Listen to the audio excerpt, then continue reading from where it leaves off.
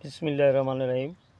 আজকে কথা বলবো বিশ্বের যে সকল বিজ্ঞানী মুসলিম অবদান অবস্মরণীয় তাদের কথাই আজকে গণমাধ্যম বলেন আর যারাই বলেন, কেননা এরা খায় অ্যালকো এবং তাদের খাওয়ায়, তাদের টাকা পয়সায় লালন পালন।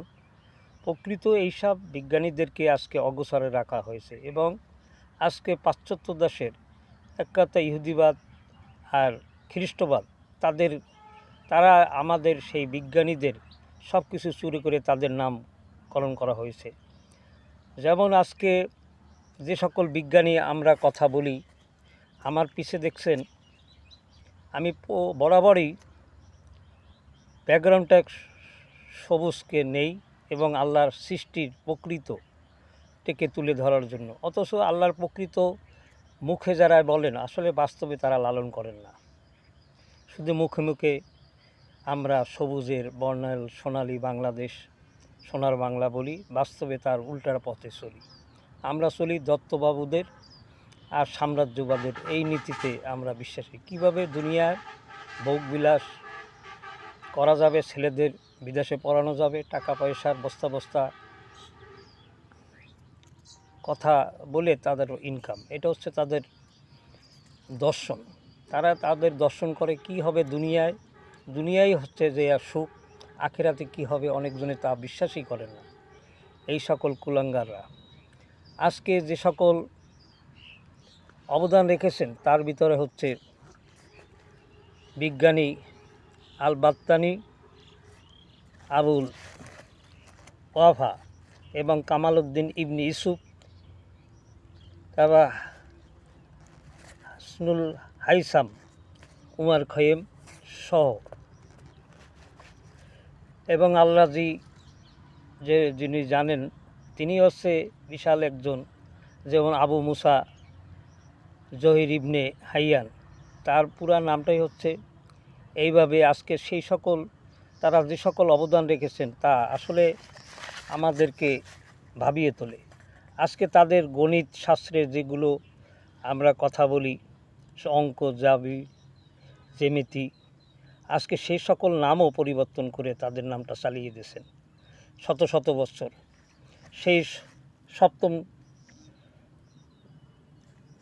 শতাব্দীতে থেকে একাদশ শতাব্দীতে পর্যন্ত তারা এই সকল বিজ্ঞানীরা যেমন আবিষ্কার করেছেন। বিজ্ঞানের প্রধান শাখার নাম হচ্ছে যেমন রসায়ন, ইংরেজিতে প্রতিশব্দ কেমিস্ট বলা হয়। এই শব্দটি আরবি আল কামিয়া শব্দ থেকে নিগৃহীত, আর আরবির আল কামিয়া শব্দটি মিশরীয় পক্ষ থেকে এসেছে। আরও মতে এটি গ্রিক কেউ কেউ বলেন শব্দ থেকে নিষ্পন্ন করা হয়েছে, যার অর্থ গলিত ঋতু। বিজ্ঞানের ইতিহাসে আল কামিয়া জ্ঞানের দর্শন ভিত্তিক এমন এক শাখার বলে যা জ্ঞানের সকল শাখার সকল উপাদানের সম্মিলনে একটি উচ্চতর শক্তির অস্তিত্বকে বোঝায়। রসায়ন বিজ্ঞানে পদার্থবিজ্ঞান, চিকিৎসা শাস্ত্রে জ্যোতির্বিজ্ঞান প্রভৃতি সকল উপাদান যে একক উচ্চতর শক্তির অংশ হিসাবে বিদ্যমান রয়েছে। সুপ্রিয় দর্শক, আমি তালুকদার আব্দুল হান্নান। সেই বিজ্ঞানের নাম আল কামিয়া। সপ্তম শতাব্দী থেকে আল কামিয়া শব্দটি ব্যবহৃত হয়ে আসছে। রসায়ন আরবিতে আল কামিয়া ছাড়াও আল কামিয়া আস সান আ নামও এই ডাকা হতো। বিখ্যাত শিয়া মুসলিম বহুশাস্ত্রজ্ঞ পাশ্চাত্য তিনি জেবের নামে পরিচিত, যা তার নামের ল্যাটিন সংস্করণ। তিনি ছিলেন একাধারে রসায়নবিদ ও আলকামিয়াবিদ ও জ্যোতির্বিজ্ঞানী ও জ্যোতিষী, প্রকৌশলী, দার্শনিক, পদার্থবিজ্ঞানী এবং ঔষধ বিশারদ ও চিকিৎসক। তাকে রসায়নের জনক হিসাবে আখ্যায়িত করা হয়। জাবির ইবনে হাইয়ান আল-কেমিতে পরীক্ষামূলক পদ্ধতির গোড়াপত্তন করেছিলেন। সুপ্রিয় দর্শক, রাসায়ন শাস্ত্র বিষয়ক তার শ্রেষ্ঠ কিতাব হলো আসরাউল কামিয়া, উসুলুল কামিয়া, তার রাহামা ইত্যাদি তার রচিত ছোট বড় কিতাবের সংখ্যা 2000-এর অধিক। আল রাজি চিকিৎসা শাস্ত্রের পাশাপাশি রসায়নেও পদার্থবিদ্যায় আল রাজির অবদান অপরিসীম।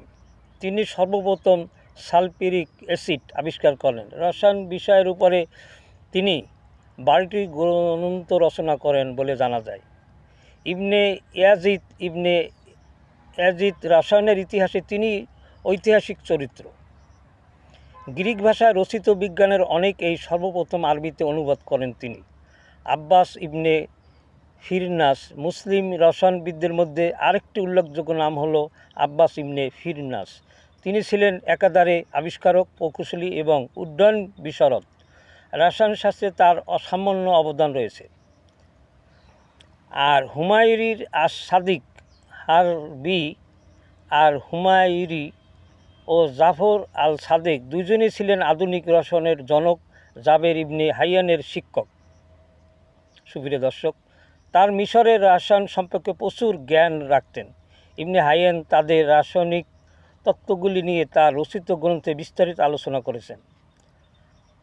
আল নাবতি আবু বকর আহমদ ইবনে আলী ইবনে কায়েস আল নবতি, তিনি ইবনে ওয়াহাশিয়া নামে অধিক পরিচিত। তার শ্রেষ্ঠ গ্রন্থ হল উসুলুল কাবির।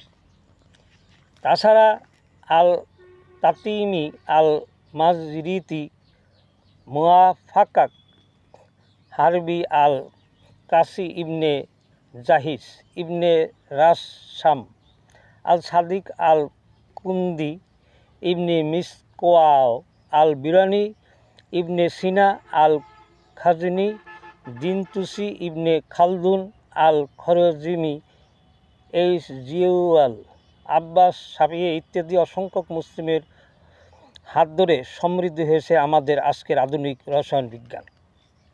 সুপ্রিয় দর্শক, ভূগোল শাস্ত্রে যদি বলা হয় বিজ্ঞানের অনন্য শাখার মতো ভূগোল শাস্ত্রে রয়েছে মুসলিম বিজ্ঞানীদের অসামান্য কীর্তি। সর্বপ্রথম মুসলমানরা ভূগোলের গোলক গাল্ব বা মানচিত্র তৈরি করেন। বর্তমানে ভূগোলের যত উৎকর্ষ সাধিত হয়েছে তার পুরা কৃতিত্ব মুসলমানের ভূগোলবিদদের। সাগর একাংশে, তারপর হচ্ছে দ্রাঘিমাংশে, স্থলভূমি, আবহাওয়ার গতি, প্রকৃতি ইত্যাদি সম্বন্ধে মুসলমান বিজ্ঞানীরা দিয়েছেন নির্ভুল তথ্য। সুপ্রিয় দর্শক, আল বুরানি, তার আসল নাম আবু রায়হান মোহাম্মদ ইবনে আহমদ আল বুরানি। ইতিহাসে তিনি আল বুরানি নামে অধিক পরিচিত। একাধারে জ্যোতির্বিজ্ঞানী বলেন আর পদার্থবিজ্ঞানী, চিকিৎসা বিজ্ঞানী, রসায়ন, জীবতত্ত্ব, ভূতত্ত্ব, উদ্ভিদতত্ত্ব, গণিত, দর্শন, দিকপুঞ্জির তালিকা ও ইতিহাস প্রভৃতি বিষয় নিয়ে তিনি ছিলেন অগাধ পাণ্ডিত্যের অধিকারী। সুপ্রিয় দর্শক, আমি আর কথা একটু লম্বা করব না, কেননা আজকে লম্বা করব না এই কারণে ভিডিওর মানুষগুলো ভালো জিনিস দেখে না। তারা নাচ গান বিভিন্ন মিথ্যাকে পছন্দ করে, অথচ ভালো ভালো জিনিসগুলো শিক্ষামূলক, নিজে গঠন, জাতি গঠন, দেশ গঠন, কল্যাণ, অর্থনৈতিক সব কিছু বিষয় নিয়ে একটি বিষয়কে আমরা সেদিকে তাকাই না। আমরা করি কি, সেগুলো যত কিছু শয়তানের যেগুলো ফরম্যাট সেগুলোই আমরা ভিডিও বলেন, বিভিন্ন চিত্র বলেন আর চলচ্চিত্র বলেন, আজকে হলিউড বলিউড যাই বলেন না কেন, আমরা সেদিকে ধাবিত হচ্ছি।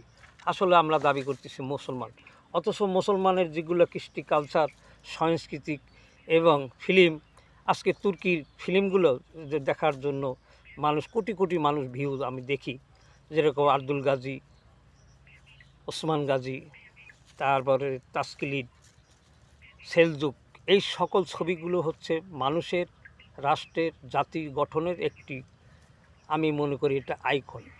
এটা মানুষের জন্য তুর্কিরা আজকে যেই সকল ইতিহাস ঐতিহ্যকে এবং সেই ঐতিহ্যকে আবার তুলে ধরছেন। সেই শত শত বৎসরের আগের সেগুলো করে তারা অনেক দেশ শাসন করতেন। তুর্কির খেলাফত, আব্বাসী খেলাফতের আপনারা জানেন ইতিহাস। সেগুলোর দিকে আমরা আজকে চোখ দিই না। যাদের আল্লাহ আকল দেশে, জ্ঞান দেশে তারাই সেটাকে অ্যাপ্রিসিয়েট করে।